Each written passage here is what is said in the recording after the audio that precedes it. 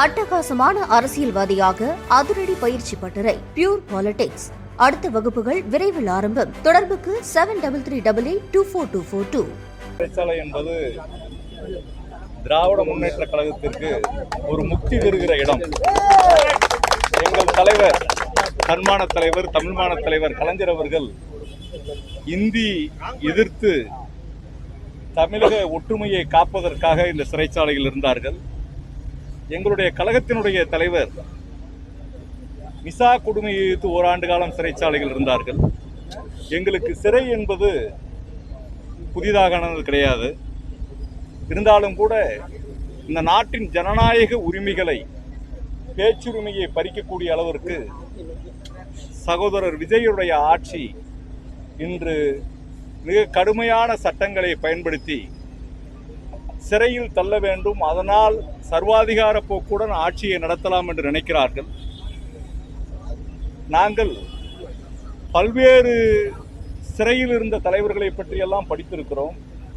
வாய்ப்பூட்டு சட்டத்தில் சிறையில் அடைக்கப்பட்ட 11 ஆண்டு காலம் சிறையில் இருந்த தேவர் திருமகன், பெருந்தலைவர் காமராஜர், முத்தமிழறிஞர் கலைஞர், இமானுவேல் சேகர் அவர்கள், கக்கன் அவர்கள் போன்ற வரலாற்று சிறப்புமிக்க தலைவர்கள் எல்லாம் சுதந்திரத்திற்காக நம்முடைய எங்கள் மாவட்டத்தினுடைய பிதாமகன் செக்கிழுத்த சிதம்பரம் பிள்ளை அவர்கள் சிறையில் பல்வேறு கொடுமைகளை அணிவித்திருக்கிறார். அதனாலே நான் சட்டமன்ற உறுப்பினராக விளாத்திக்குளம் தொகுதியினுடைய திராவிட முன்னேற்ற கழகத்தினுடைய இரும்பு உள்ளம் கொண்ட எங்களுடைய தொண்டர்கள் தேர்தலிலே வெற்றியை பெற்றுக் கொடுத்திருக்கிறார்கள். எனக்கு பின்னால் அவர்கள் இருக்கிறார்கள்.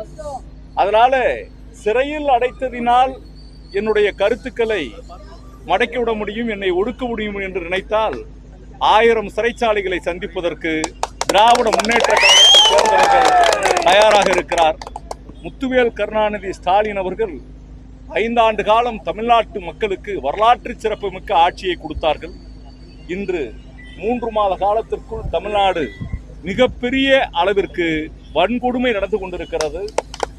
இன்று சட்டத்தை இயற்றக்கூடிய, சட்டத்தை பேசக்கூடிய, கருத்துரிமைகளை பேசக்கூடிய சட்டமன்ற உறுப்பினர் எந்த விதமான காரணங்களும் இல்லாமல் சிறையில் அடைக்கப்பட்டிருக்கிறார். ஆனால் நாட்டின் வீதிகளில் கொலை, கொள்ளை, கற்பழிப்பு, பெண்களுக்கு பாதுகாப்பின்மை, காவேரியில் தண்ணி இல்லாமல் உழவர் பெருமக்களினுடைய கஷ்டம் என்று நாடு முழுவதும் 3 மாத காலத்தில் அவலப்பட்டு கொண்டிருக்கிறது. ஒரு காலத்தில் சுதந்திரத்திற்காக கடுமையான விளைவுகளை நம் தலைவர்கள் சிறைச்சாலையில் சந்தித்தார்கள். மிசா கொடுமையை சந்தித்தார்கள், இந்தி எதிர்ப்பிலை சந்தித்தார்கள். இப்போது ரீல்ஸ் ஆட்சியும் சினிமா கொடுமையையும் கண்டித்து உண்மையான ஜனநாயகம் மலர்வதற்கு நாங்கள் என்றும் போராடுவதற்கு தயாராக இருக்கிறோம். சிறை கதவுகளினுடைய கம்பிகள் எங்களை ஒடித்து விட முடியாது. நாங்கள் நிமிர்ந்து நிற்கிறோம். நாங்கள் யாருக்கும் எங்களுடைய இளம் தலைவர், இன்னைக்கு தான் செய்தித்தாளில் படித்தேன், சிறைச்சாலைகள் கூட ஸ்கிரீனில் பல்வேறு இதெல்லாம் தேவர் திருமகனுக்கு தான் வாய்ப்பூட்டு சட்டம் போட்டு பேச விடாமல் பண்ணதெல்லாம் பார்த்தேன். எங்களுக்கு சிறைச்சாலைக்குள்ள செய்திகளை கூட படிக்கிறதுக்கு ஸ்கிரீனில் எல்லாத்தையும் எடுத்து அனுப்பியிருக்கிறாங்க. இருந்தாலும் கூட நாளை சட்டமன்றம் கூட போகிறது. இவர்கள் எங்களையெல்லாம் இப்படியெல்லாம் அடுக்கி ஒடுக்கிட்டா சட்டமன்றத்தில் பேசிட மாட்டோம்னு நினைக்கிறாங்க. மிக கடுமையான எதிர்விளைவுகளை நாங்கள் கொடுப்போம். ஜனநாயக கடமையை திமுக ஆற்றும். திமுக தொண்டர்கள் வீறு கொண்டு இருக்கிறார்கள்.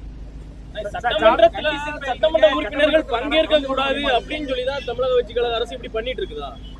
நானே ஒரு விஷயம், இப்ப ஸ்டீல் பாடின்னு சொல்றாங்க.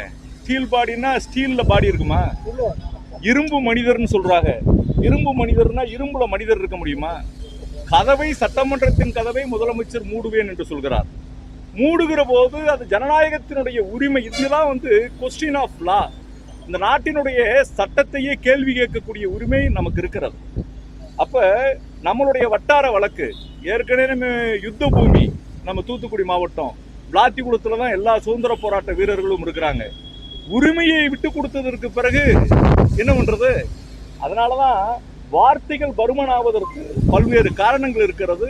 முதலமைச்சர் அவர்கள் இன்று ரீல்ஸ்ல முதலமைச்சராக வந்துட்டார். ரியல் முதலமைச்சராக இருக்கிற அளவிற்கு அவர் பக்குவமாக பேசி கத்துக்கொண்டால் எல்லாமே சரியா இருக்கும். சட்டமன்றத்துக்கு இல்ல சட்டமன்றத்தில் கலந்துக்கலாம். கண்டிஷன் பெயில் முதலமைச்சர் நான் இன்னமே பெயில் ஆர்டர்ஸ் எல்லாம் நான் பார்க்கல. அதிகமா அவரை பற்றி பேசக்கூடாதுன்னு சொல்லியிருக்கிறாங்க. இல்ல சட்டமன்றத்தில் கலந்துக்கிற போது கையெழுத்து போட வேண்டியதில்லைன்னு சொல்லியிருக்கிறாங்க.